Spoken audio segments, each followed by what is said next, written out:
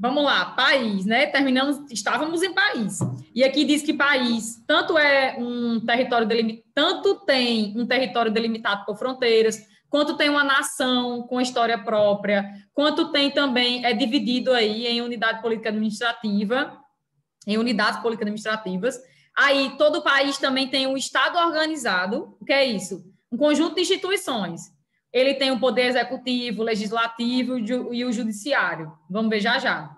E, né, tem também as Forças Armadas, que ajudam a proteger, né, o território nacional, as pessoas e tudo mais. E outra coisa é que um país ele é regido por uma Constituição. E o que é isso? A Constituição são conjunto de regras, de normas, de leis, né, que constitui o país. É a nossa Carta Magna. É um livrinho assim, grandinho, né, chamado de Constituição, que ele guarda aí as leis do país. Boa. Então, o país, olha aqui, uma de coisa que tem dizendo que é o país, né? Tem que ter um território delimitado por fronteiras, tem unidade política administrativa, tem uma comunidade com história própria, tem um Estado, ou seja, tem as instituições que são essenciais para que o país funcione, que é o quê? O que é que constitui o Estado? O poder executivo, legislativo, judiciário e as Forças Armadas. E o país também tem uma Constituição, que são um conjunto de leis ali que regem aquele país. Tem que ter leis, né, para que a sociedade ela se organize. Então, tá na Constituição isso aí, no nosso conjunto de leis. A nossa Constituição que a gente tem hoje, que a gente segue hoje, é de 1988. Mas, ao longo da história, tiveram outras constituições no Brasil.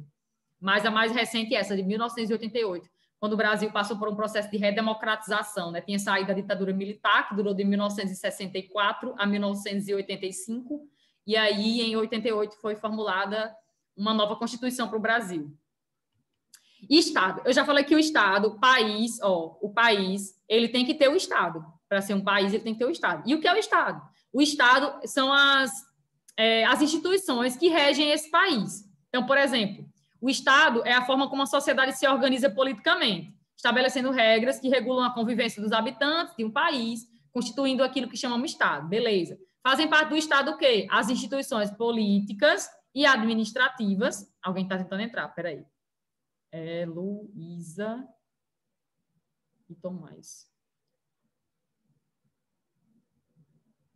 Pronto, acho que Luísa vai entrar agora. Sim, o que é que faz parte do Estado? As instituições políticas e administrativas, encarregadas de elaborar as leis, que é o poder legislativo. Quem faz leis é o poder legislativo. Colocá-las em prática, quem coloca em prática as leis? O poder executivo, o prefeito, o vereador, que mais? O senador, o deputado federal, o governador, a governadora, o presidente da república, toda essa galera aí é o poder executivo. Coloca em prática a lei. Interpretar e julgar o cumprimento das leis, que é o poder judiciário, juízes, né? Advogados, enfim, fazem parte do poder judiciário. Além das Forças Armadas, que é responsável por manter o quê? Em segurança as pessoas que moram nesse país, né? E que, de certa forma, protege nosso território contra invasões de outros povos. Então, o Estado é o quê? O conjunto das instituições que regem nosso país. São as instituições que regem nosso país, é o Estado. Poder Executivo, Legislativo, Judiciário e as Forças Armadas, certo? Para ser reconhecido e respeitado entre os demais, um Estado deve afirmar sua soberania. O que é isso, afirmar sua soberania? Soberania é poder, é o seu poder. Ou seja, a posse de plenos poderes para aplicar normas e a serem seguidas pelos habitantes do território. Para que um país seja soberano, ele tem que exercer poder sobre o seu próprio território e sobre a população que nele habita, certo? Não existe um Estado soberano, um país que é dono realmente do seu território, sem ele deter controle sobre o seu território e sobre a nação que habita esse território. Para ser um Estado soberano tem que ser assim. Tem estados que eles não são soberanos, que é um Estado, tem instituições lá bonitinhas, mas não constitui ali, não consegue ter domínio sobre sua população ou uma parte da população, e aí não constitui um Estado soberano. Para ser Estado soberano tem que ter poder sobre a população toda e o território. Nação. O que é a nação? A nação é um conjunto de pessoas que possui características em comuns, como língua, religião, hábitos, costumes, valores, eles estão ligados por traços históricos, étnicos e culturais, certo? Existe a nação brasileira? Existe. Existe a nação argentina? Existe. Existe a nação chilena? Existe, certo? Nação é todo coletivo de pessoas, toda a comunidade de pessoas que tem ali suas características em comum, como a língua, a gente fala aqui o quê? Em massa, o português, né? Língua, religião, grande parte dos brasileiros são cristãos, né? Seguem o cristianismo, grande parte, não estou dizendo que são todos, mas grande parte segue aí o cristianismo, ou traços desse cristianismo. Estamos ligados por traços históricos, claro, passamos todos por, nosso país passou por um processo de ocupação, de exploração, né? Fomos explorados por potências europeias, nossas riquezas foram retiradas, foram expoliadas, foram levadas para a metrópole, enfim. Nós temos traços históricos em comum, étnicos e culturais. Uma nação pode constituir um Estado soberano quando ocupa um território e se organiza politicamente, denominando-se, então, de Estado-nação, a forma mais difundida de organização da sociedade atual. Os Estados-nação são todos todos os países, né, que têm as instituições do Estado. Isso aqui é um país, o Estado-nação é um país. Todo Estado-nação é um país onde tem o quê? Um Estado, que são as organizações políticas administrativas, e tem também uma nação que o representa. Por isso que é um Estado-nação. Há Estados-nação que abrangem diversas nações, como o Reino Unido, enfim.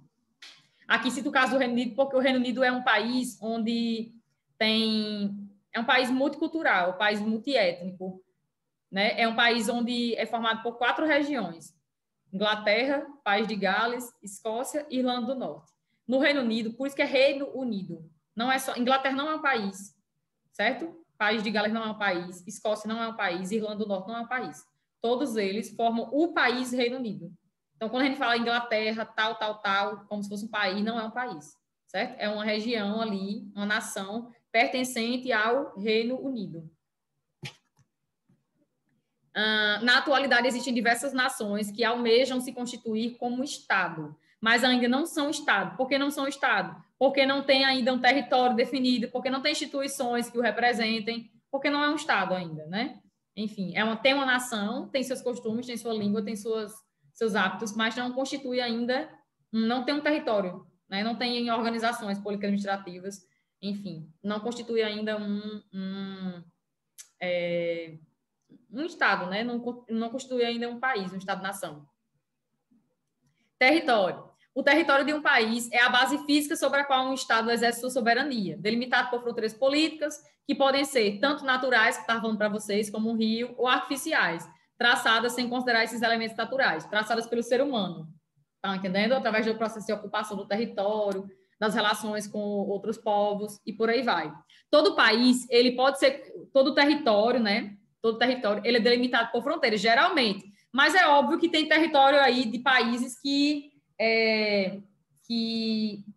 podem sofrer alterações, podem sofrer transformações. Mas o território de um país é a sua base física, é aquilo que a gente pisa, que a gente colhe, que a gente planta, que a gente modifica, produz, enfim.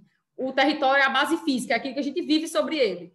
E o território é até onde vai a minha soberania, até onde vai meu poder. Então, território, a gente não conta apenas o solo, a gente conta também o subsolo, né?